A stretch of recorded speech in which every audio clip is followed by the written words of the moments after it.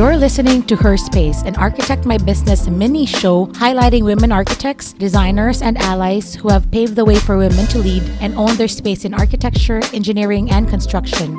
Formerly known as the Architect My Life podcast, this show will continue to feature inspiring conversations, stories, and experiences of women in the built environment, empowering you to realize your full potential.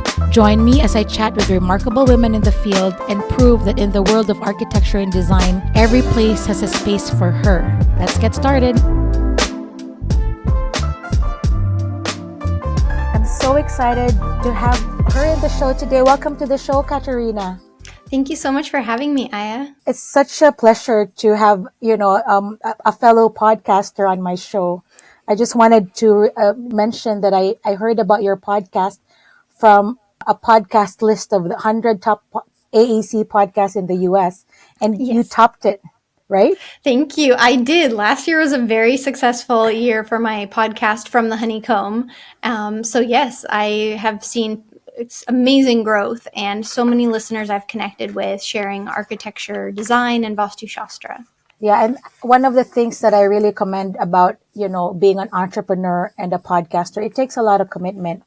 And you are very consistent in podcasting. Thank you. Thank you. Can you tell about your cadence? Well, I'd say I love podcasting and just connecting with other women, like-minded women. I do have a lot of women architects on, but also in the engineering world. And then I also like to sprinkle in, other female entrepreneurs, or I've had an astrologer on, or I've had someone talk about living life deliberately. So it's kind of an array of anything I'm interested in. I connect with the women and have them come on my podcast. I'm very selective. There's been a few male guests as well, but it's just overall, I'm a very curious person. And so when I reach out to people, I want to hear their story. I want to learn about whatever they are sharing or whatever their profession is. And the key to staying consistent is I'm just a very organized person. And so I've established a system where I batch recordings. So right now it's like every 2 months, I'll have a few days where I just do multiple recordings with guests. And then that gives me enough content for the next following 2 months. And then I also have an incredible podcast editor who does all of my editing. That's great. I mean, it's really not easy to run a business, talk to clients, manage your podcast. But yeah, congratulations on your podcast, Katerina. Thank you. Thank you. So I'm really excited. We have a lot to cover. So let's start with your ARE journey, architecture registration exams journey. And it's quite intense. Like you have to take so many classes and exams. So talk about what was your prep like? Absolutely. So my ARE journey was a roller coaster of emotions, of failures and passing. It was definitely one of the hardest things I'd ever done in life. And I started back in 2017 so I had graduated from university at Illinois Tech in Chicago in 2015, gave myself a little break, and then 2017 decided to, jump on the exams. And it was when the transition from ARE 4.0 to 5.0 was occurring. And so I was actually one of the first few people to take programming and analysis in the 5.0 series. They were giving out a free retake and $100 gift card. So I thought, I've got nothing to lose.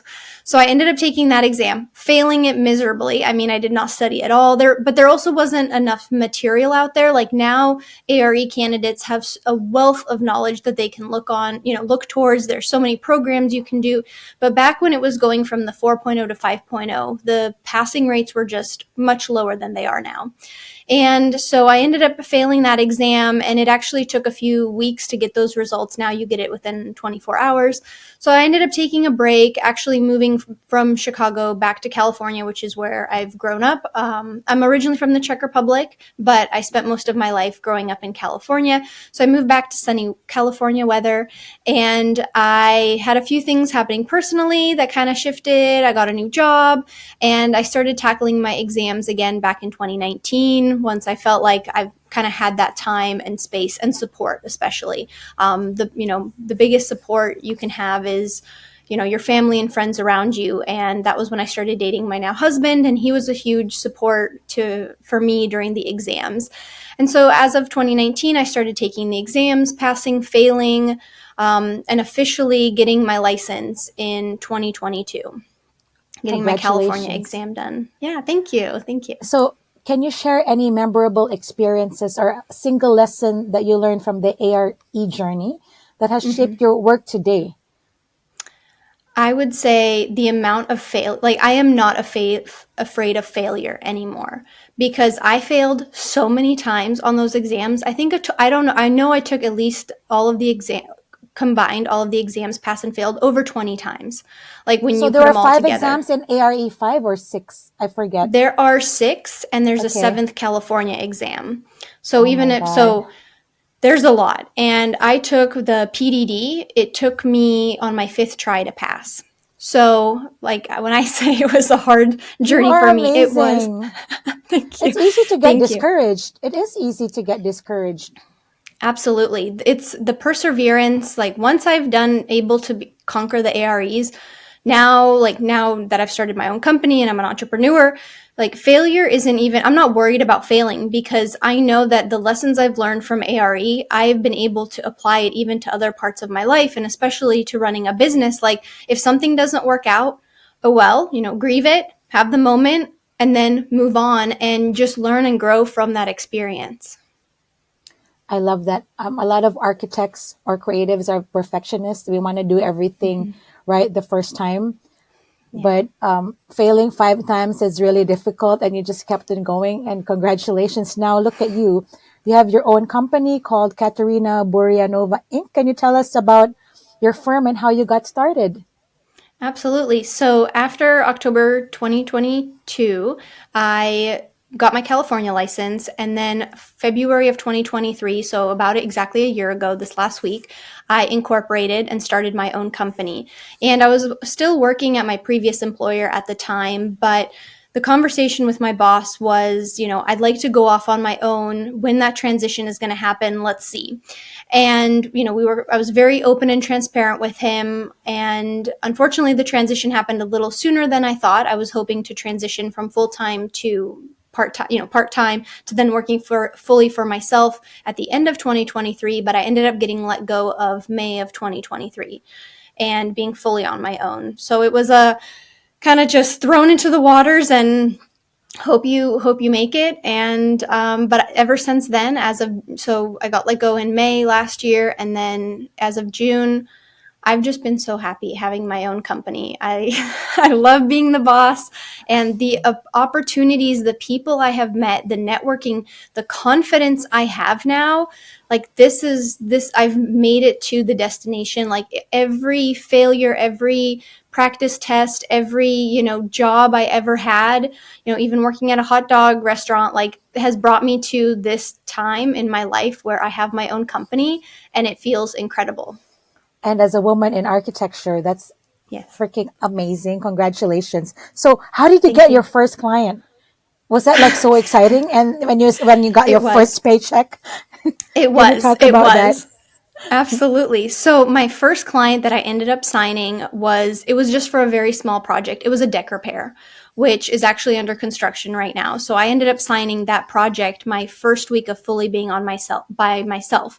How I got that project was actually, so my husband is a general contractor and his dad is a general contractor.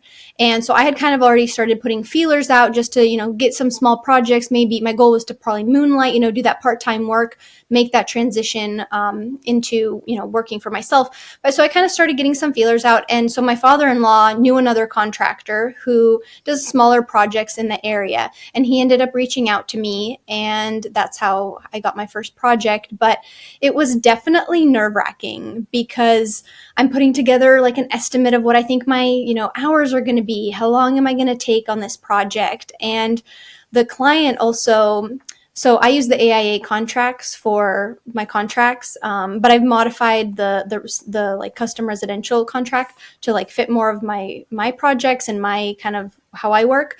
But her sister's a lawyer, and her sister went through my contract with a fine tooth comb, and we were Oops. actually yeah, it was, but I was Oops. very proud of myself. I Because I had studied the AIA contracts during the ARE exams, I knew the language, I knew how to explain certain things, I knew the wordage, and because I was so familiar with it, when the client called me and she's like, hey, my sister looked through it. She had a few questions. I was able to stand by my contract, explain everything. It ended up being a 2-hour phone call. And the funny thing is, we were actually camping that weekend with my husband. My God. So Yeah. I'm at this campsite walking around explaining my AIA contract. And I'm like, but there was just something about it where I'm like, this is the life of an entrepreneur. Like, I can go camping but I'll be working on my company. And like, sometimes like, this is my new life. Like it was a surreal moment. And then when the contract got signed, of course, like it was like, okay, now here we go. And setting up the standards. And I mean, the client, she has been absolutely incredible. She's been a reference for projects that I've taken on now, bigger projects. And she has just been someone that, believed in me. And, I know it was only a deck repair, but I'm also doing more work for her now. And so that's one of the biggest lessons is, sure, I was working in custom residential, high-end, beautiful homes at my previous job. And, my first project on my own wasn't the same, multi-million-dollar home. It was just a small deck repair. But, so I was humbled, but that work has now grown into more work. And I'm able to use that person as a reference to get work that's becoming, the same scale of what I used to do. See, I love this. Adam Grant, he's an organizational psychologist. He said, you plant the seeds of greatness in your daily grind. So, it's a deck. The deck will turn into a kitchen, a garage reno, a basement, and then a full house. And then sooner or later, you'll be doing multifamily or hotels, whatever. You need to start somewhere. And it's very humbling, right? From working on like a rail building to a deck. Yes. So what are the projects you're working on nowadays? So other projects I have, so there was actually 2 deck repairs that I ended up signing the first 2 months. And another project that I ended up signing is actually a full-blown 2-story house design of a house in Canada. And so I'm not licensed in Canada, but I can do the design work. And that project actually incorporates Vastu Shastra, which is something I know we were going to talk about. I don't know if this is a good time to bring it up, but you should talk about it. Yeah. Okay. Yes. Awesome. So Vastu Shastra is an ancient Vedic science. So if you're familiar with feng shui, feng shui is from China. Vastu Shastra is from India. And so what it is, it's, laying out certain spaces in your home to help with the flow of energy, to bring in prosperity, abundance, and, bring in all of, the good, positive energy. And so I started studying Vastu Shastra actually when I was studying for my ARE exams. I ended up learning about it through a seminar, and, I was kind of wondering like, what should I do? Like, I love architecture, I love yoga. And that's how I kind of found Vastu Shastra. It's like a combination of both. There's like, it has to do with the energy, the balance of the home. And so I started to research it more and more. And most recently I've taken, courses. I've gotten, I'm certified as a consultant. And I was on another podcast talking about Vastu Shastra, and a listener had listened in, and she's someone who resonated with it, with, designing her home per Vastu principles. So she reached out to me and she asked if I could design their forever home in Canada. So that's been a really fun project, which has been amazing. Congratulations. That's a big leap from a deck to another country. It definitely is. I mean, it's only the schematic design, because I told them, I said, I can't do your construction documents. You'll have to get someone local. But I said, absolutely, like I can help design it. So I have floor plans, elevations, renderings.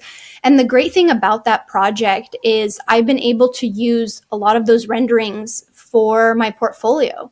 Because, when you're first starting out, like, yes, I could show the deck off, but I also don't want to pigeonhole myself and only do decks.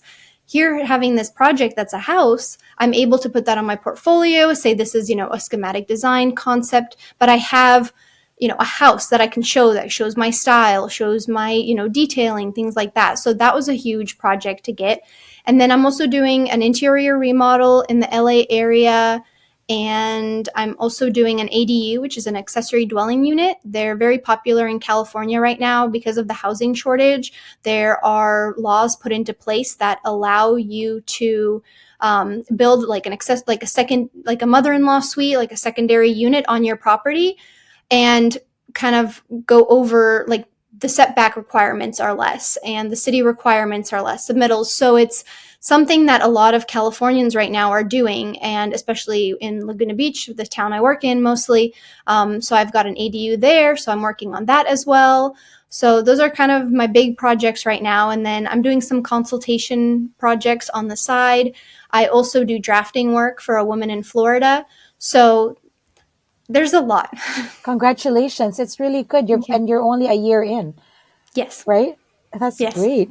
So Thank you. so when the ADU, are they separate detached units? Like, So they can be attached, detached, or converted. So you can take a garage and convert it into an ADU. And there's certain oh, okay. requirements, like it has to have a kitchen, separate entrance. Essentially, you can also rent it out for like Airbnb. That's what a lot of people do. But really, it's supposed to help with just getting more housing, because California just has the housing shortage. So I'm really curious about the Vastu exactly. Like, Yes. can you give us certain examples of like what you do for a living room, or it's kind of like the Indian version of Feng Shui. Is that correct? Like, Yes. Yes. yeah. So can you give us some, tips on that? Like when a client comes to you, is it the whole flow can they just do a kitchen? Does it have to be a home? Do you go to Mm-hmm. homes and rearrange? Because Feng Shui people, they go and then they move stuff around. So can you Mm-hmm. talk about that a little more in detail? No, Yeah. absolutely. Yeah. Absolutely. So actually one of the things I offer is Vastu consultations, and I'll take a floor plan and I'll look at, what I do is you place a Vastu chakra, which is like it's a circle, and it's got 16 directions. So you have north, south, east, west, but then you'll also have northeast, southeast, southwest, north, northwest, north. So there's 16 directions in total. And so you lay that onto the floor plan of a house. And there's certain spaces that can be in certain zones. So for example, a kitchen is really good to have in the southeast area of the home, because that has to do with the fire element. There's also around the chakra, there's the different elements and the element theory that comes into play. And each of these areas also have to do with something. So for example, the north area of the home has to do with money and opportunity. So having something like, so let's say you did have a kitchen in this area of the house, which it's not recommended because it's a fire element, and the north area of the home is the water element. So if you were to have, your stove there, that could create an imbalance in the energy in that space, and it could mean that you're not going to get that money and opportunity that's not going to come to you. So there's certain remedies you can do to fix it. Now, in a situation like that, I would recommend you move the stove to a different location, but let's say you can't. So then there's bringing options of color. So the north area of the home is like, blues and greens, because you're in that water element. So there's ways that you can balance the home and bring in that energy that you want. And so, for example, that project I talked about in Canada where I have a clean slate, I mean, that's an amazing project, right? Because I can design however I need to lay out, where the laundry room's going to go, because there's certain things in Vastu that create like a negative effect. So the laundry, the washer, because it creates a spinning motion, there's certain areas of the home that they're recommended to be put in, as well as toilets, because toilets are seen as negative, right? They flush away the energy. So where you locate your toilet is also very specific. But some overall generic, kind of Vastu tips that listeners can take away from, without having, the Vastu chakra put on your floor plan, is keeping your spaces decluttered. So that's a big thing is, you want the energy to move through the space, and having the energy be stagnant. It's, when you come up to your desk and it's messy and you can't like find anything and you can't work or be productive. It's the same kind of principle. You want to be able to have your space be clean. So if there's an area of the home that is kind of like your junk drawer, your closet space that has a lot of stuff, whatever area of that home is represented in that like section of the home, that's part of your life that can be affected. So those are some of the kind of things about Vastu. So there's definitely changes you can do. You don't have to, remodel the entire house. There's certain remedies just by adding colors or spending time somewhere else, or depending on how your bed is laid out. Like you should sleep with your head to the south, feet to the north, for example. So just because that works with the electromagnetic waves of the polars of the earth. Wow. Yeah. I'm already overwhelmed, but it's good. So do people come and say, I have relationship problems. Is there a way I can fix my house to attract, my a future husband or I mean, is that a thing? Like people ask? Yes. Yes. Okay, can you? So there's definitely something that yes. So it all depends on your floor plan, on your layout as well. And like looking at that, that's how you can figure out remedies. But that is absolutely something that I can do. And I'm actually helping a friend right now. She's remodeling her home. And I had previously looked at her home, and there were areas, I was looking at it and I said, a lot of like where your entrances into the home, the main entrance, not entrances into different rooms specifically, but into the home, they have a different effect. And a lot of things that she had with her layout, as well as one of her main entrances, had to do with like depression and anxiety. And I said, hey, since you moved into this house, have you felt really depressed? Like where you're sleeping is not a good zone. And she goes, and so all of a sudden she unfolded all of this information to me, and she's like, you know what, since we've moved here, we've had these financial issues, and this has been a lot going on. And so I've kind of helped her now that they're remodeling. She just sent me her floor plans that they're remodeling. And she said, can you take a look at this? Where should we, put the laundry? What do you think about this? Where should the couch be? So there's certain things I can do. And I asked her, I said, there's a list of things, do you want more opportunities or increase your finances or find love? So I'll ask a person, what is it that you're specifically looking for? Because I can help you figure that out. Like we can't, also, when you think about it, when you approach everything and start changing a bunch of things, you don't know what works and what doesn't, right? So it's making small changes to the space, feeling their effects, because it can also do with the astrology of the person living in the home, which I'm not a consultant in. I'm more of the architectural Vastu consultant. I look at the spaces and the layout, but there's also the astrological aspect of a person that will also affect the energy of the home. That's so fascinating. Is there something in your website that people can choose? Like, if people have no idea what Vastu is, and different kind of consulting tiers, like analysis, and so what Absolutely. are that? What is that kind of what service tiers do you offer? I'm curious because you never know. One person might be going through stuff and can't figure it out. Maybe Absolutely. they can work with you. Yeah. Absolutely. So what is So yes, I offer different options. Obviously, I do the consultation for an existing home. So I'll take a look at your floor plan and figure out, what it is that you're looking for, or if you're feeling like, based on since you moved into this home, how can you improve the space? I can also do like the project I mentioned, the Canada project, where from the ground up. Or if you're thinking about remodeling your home, I can also, talk to you about ways that you can remodel if that's something that's also within your budget, where you can, expand, or you want to change out the layout. And so I do offer a 15-minute free consultation, which I can provide you a link with so the listeners can listen to that, find that, because it's overwhelming, right? You're thinking, do I need to remodel, or can I just move some furniture around, add some curtain colors, change that out? Will that make a difference? So there's little things that you can do. Like actually, for example, in our shower at home, I had a lot of green and blue tones, and our shower is in like the southwest area of the home, and that is supposed to be like earth and fire, and so not really blue colors, right? You're thinking browns, yellows, golds. And so I actually just changed out the shower curtain and changed out the curtain rods to be these little gold, like brass hangers. And that was to help improve like the positive flow of energy and cash and like finances. And since I have made that change, I've had 2 very big clients approach me. So I've definitely have felt that energy. Of course, my husband supports it in some ways, and he is a little spectacle. Like he's like, I don't know about this, but he's really supportive and sweet. And he's bought me a few things that have helped around the house as well. Because I'll be like, oh my gosh, we have to move this, and of course, like when the abundance starts coming in, there's that I told you so. So when you get new clients, is that something like, what if they don't know about Vastu? Do you say, can we integrate? Do you introduce that to the potential new client, or do they? Yeah, how does that work? So not for like the projects I do locally. Most of that I definitely keep it separate. I kind of see what the client would think. I'm thinking about Vastu as I'm laying out the space, but I don't incorporate Vastu into every project. So because you hire me, I'm not doing Vastu planning. So like for the ADU, I did not do a Vastu analysis of the project.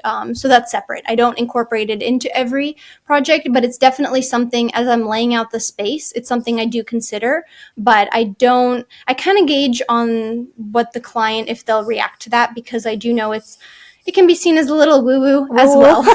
Yeah. I know what you mean. It's like, you're right. It could be seen as woo, like what's that? The energy. Yeah. Like I believe in all that, by the way. Right. Like I just decluttered and like I can breathe now. I have the energy flow. Good. Yeah. No, that's so fascinating. I'm like, it's great that you're integrating all this in your business because every little thing counts, right? From wellness to Yes. Vastu to having an open mindset, from not being afraid to fail, just trying different things. We only live once, might as well, right? Just experiment and be open. So Exactly. in your career, right, as a woman, what were the challenges you've encountered in, like, running your business as a woman in particular in architecture? And how did you overcome those challenges? As a woman so far, having my own company, I haven't seen any challenges. I haven't experienced any challenges. I mean, there's been some one-off comments, for sure, because I love pink. It's my favorite color. So my business cards are pink. My headset is pink. My invoices are pink. Like everything is pink. And so of course, like I've given a card to someone and they've smirked and been like, "Oh, it's a pink business card." And I'm like, "Okay, well, move on." So there's nothing, like, I would say that I've felt any challenges as a woman yet. I mean, there's been moments where, because I like in my previous jobs, that I felt the difference of being a woman. Especially, there was one place I worked at where briefly there was another employee, and he was older than me. He was almost licensed, and I was just fresh out of college. But I worked at the company longer than he did. And so when he came on one of my projects, and I was giving him directions, and he did not like getting directions from a younger woman with less experience. And so, he ended up being let go. And I'm very confident in who I am, and I have to thank my parents, for teaching me that. And I just there's a lot that I just kind of shrug off. And so even that's kind of the mindset I have with going into my company. And, if ever there is a situation, of course I've worked with contractors who will refuse to pick up my call, right? Like they just, because I'm organized. I've called them out on their mistakes in front of clients. Like I'm also very honest and transparent. And I know I won't be everyone's cup of tea, but it's reminding myself to not take it personally. And so if there ever is someone who has an issue with me or just doesn't think, I'm professional or whatever, that's something they're working through, and I can't take it personally. Yeah, that's a great mindset because, you look young and you're a woman and like you're smart, and some people like, oh, why should I take advice from that girl? Like she's like young, right? Yeah. Because, but that's good. Don't take things personally. I like that mentality. You don't have the victim mentality. Like you're just like, whatever. I know I'm right. I do the right thing. If you make a mistake, you own it. But if not, move on, right? Absolutely. So you mentioned you're extremely organized. Do you have any tools you can recommend to, what tools do you use in running your firm? I use a notebook that I write my notes in. Yeah. So super tech and savvy. I have a notebook where I have all my to-do lists. But for me, I am someone who is, as many architects, where I'm very visual. And so color coding for me, I use Google Keep. That's how I color code. I have color coded folders. And I also, like I mentioned earlier with podcasting, I like to batch work. And so, for example, now in my day, because the big transition when you go from working for an employer to working for yourself, the biggest hurdle for me at first was the schedule. I'm like, well, I don't have to clock in anywhere. I could work at, whenever I want. Like I could work on a Sunday, I could work on a Friday afternoon, I could work on a Monday morning, like, whatever schedule. So creating a schedule for myself, and then that's where the batching comes in. So I know I am the most productive in the morning. So I do all of my hard tasks, anything that requires the most brain power during that time. And then after lunch, which is like the time where I'm not very productive, that's when I'll do client meetings or podcast episodes, or I'll be productive, but I know that the most energy I've spent is in the mornings. And so that's where my most productivity is. So that's where I'm going to get the most work done. So I do it based off of the morning and the afternoon and where my energy levels are. That's great. I do that too. I do most of my brain work in the morning, and then afternoon are meetings and podcasting. Nice. So talking about podcasting, you've built a really good personal brand, and like your From the Honeycomb podcast. How has the podcast helped your business? Well, so my podcast, I do want to share something for, so if someone's listening and is trying out podcasting or isn't feeling like they have the confidence to, put themselves out there, the first 5 months of my podcast, I had maybe like 10 downloads an episode because I was so nervous about putting myself out there and like getting feedback. Like I didn't market it anywhere. I only told family and friends. And I just, I was so embarrassed. Like I didn't know how to approach people to have them on as guests. Like there's so many incredible podcasters out there now who just reach out and, they're like 3 episodes in and they're like, yeah, I want to have you on the podcast. Like I admire everybody who has that kind of confidence. I was definitely someone who was like, I don't know if anybody will want to listen to this. And so I did get that confidence with the podcast. And now that podcast has given me a tool. It's really a tool for me to connect and network with people. And with that, I've been able to get jobs like the Canada Project. I was on another podcast. We ended up doing a podcast switch. So those 2 guests came on my podcast. I came on their podcast. So it's also allowed me to reach a larger audience as well. And then another way I've actually gotten work from the podcast is the woman that I do the drafting work for in Florida.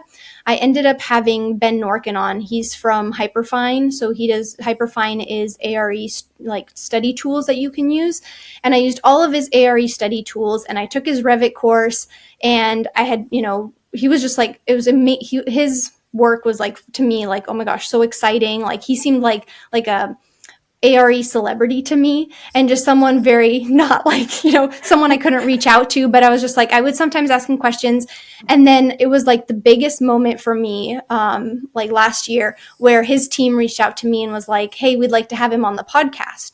And I was like, oh my gosh, this is like, I'm so honored. So he came on the podcast. We ended up having a great conversation. He talked about entrepreneurship.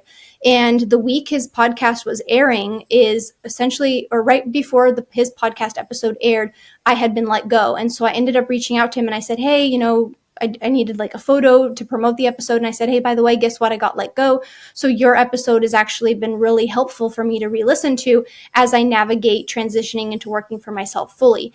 And he said, well, let me know if you need help with anything. And he said, if you need help work right now, I know someone who's looking for a CAD drafter. I know she's in Florida, but let me connect you guys and you can at least get some sort of income coming through.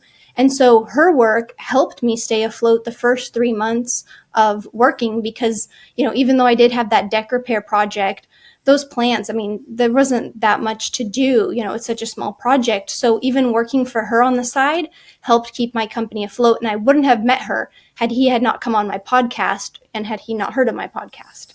See, I love those stories. I just came from a podcast conference, and a lot of people, like me, I'm a podcaster, and people ask, how many subscribers do you have? How many downloads? I'm like, it's not really about that. It's about the connections, right? Like some of my guests have become clients when they find out that I do drafting. I have a drafting company. They become clients. So it's not really about the downloads, but it's just the people who I can serve, share, and then maybe convert in the future. So I really like that, podcasting is not about, getting sponsorships and getting 1.5 million downloads. No, it's about, really reaching out your message to the right people when they need it, like you and that ARE celebrity, right? So, Exactly. So what is From the Honeycomb mean, and what is the podcast? What is the idea behind the podcast? Absolutely. So the From the Honeycomb podcast came from this idea where back in 2020 when COVID happened and I couldn't study for the AREs because testing centers were closed, I told my husband, I need something to do. Let's do something creative together. Let's do a blog. And I had been studying Vastu Shastra, and I said, I need something to help me if I study study Vastu Shastra and we talk about architecture, because he's a general contractor. And I said, between all of that, if we can make a blog about it, then that'll be like super fun, something for us to work on together. And we called it so we both were like, okay, what should like the title be? So we both took a creative day to just like draw something. And we both came back with honeycomb shaped ideas. Like, we love the geometry. We also love that we're both like busy bees. We love working and we love going out into the world, like learning something. Because every time we come home, at the end of the day, we like to share and like talk about our day. And, since we both work in the industry, we can really like resonate with what the other person, went through that day. And so we're always learning and we're both really curious. So we came up with this idea for this blog, but the blog just didn't end up going anywhere. And I realized, I was like, podcasting is a thing now. Like, it'd be fun to have like a podcast. And I also love to talk. So why not? Let's just do a podcast. And so that's where the transition from blog to podcast happened. And I thought, I really like the honeycomb idea. And so what about From the Honeycomb, where it's a place you can come and learn, and there's going to be a various, kinds of topics. And like bees, like we're all going to go out into the world, and then you're going to come back to the honeycomb and you're going to learn about something and like be curious, like, because I'm very curious to learn about it. And, the honeycomb shape geometrically is really interesting as well. So that brings in like the design and architecture aspect of it as well. And that's how kind of From the Honeycomb started. And the podcast has evolved. I've talked about, Vastu Shastra on it, but I've also had, female guests on talking about, like I mentioned, like I've had an astrologer, I've had a sex coach on, I've had like, it's just anything I'm interested in and I'm curious about learning. Those are the people I invite. And then of course I like to do like words of the year. So there's things that I've started to build and create this community. And I love what you said about, the podcasting. It's not about the numbers, because that's like one of the questions I really don't like is like, how many subscribers do you have? And like, how many downloads? Okay. But it's quality over quantity. Like, I could have 1 million followers and only 10 people who actually really care about my stuff. Or I could have 500 followers and 500 people who are interested in, my content. And so it's all about the quality and creating this community. And it's just been incredible. Like the woman I have connected with it's just been so inspiring. And the people I've met, it's really the podcast has given me like that platform to also reach such an audience and connect with people that I otherwise wouldn't have been able to connect with. And especially because of COVID. And, I feel like I now have like a community of friends all over the world that I didn't have before the podcast. Did you ever have a celebrity moment when people say, hey, I know you? Like, Not yet. Not yet? Not yet. Not yet. Not yet. Not yet. Can I take a photo with you? I know you. Yeah. Not yet. I would love that though. Hopefully one day. Yeah. So what's next, Katerina? Well, what's next is I'm going to keep growing my company, of course, and getting more projects and just loving life being a boss. But I'm also, because it's been now a full year since I started my company, I have wanted to give back because so many people helped me. I like to say, like, it takes a village to start a company. And there are so many people who helped me, from people I met on social media to family and friends. But there are so many people I asked questions about, and people who were there to answer questions that, Google couldn't. And I want to give back to people who also want to start their own company. And so I am writing a book about how to start your own architecture firm, and it'll be an ebook. It's a workbook format. So it'll take you through the whole process from having that initial conversation with your spouse, your partner, your family, to opening up a bank account. How do you set up a corporation? How, do you start your website, branding, kind of taking you through that whole journey, because it's overwhelming starting your own company and there is so much information out there. So I want to bring it all into one kind of, resource that people can look through. But I also want to bring in, gratitude. So there's a gratitude list, and throughout, once it gets overwhelming, I want you to check in with positivity. And then there's going to be a guided meditation by me that you can listen to kind of help center you. I also have a guide of, what crystals to bring with you, like there's a specific crystal I bring with me to client meetings. And so I'll be sharing that as well. And then there's stories from, when I was starting the company, like things that I have learned. And so I want to help others have their own company, because I've been getting a lot of questions, especially on social media and through the podcast, and that kind of inspired me to create something that people can come to. And because I think if you want to have your own company, do it.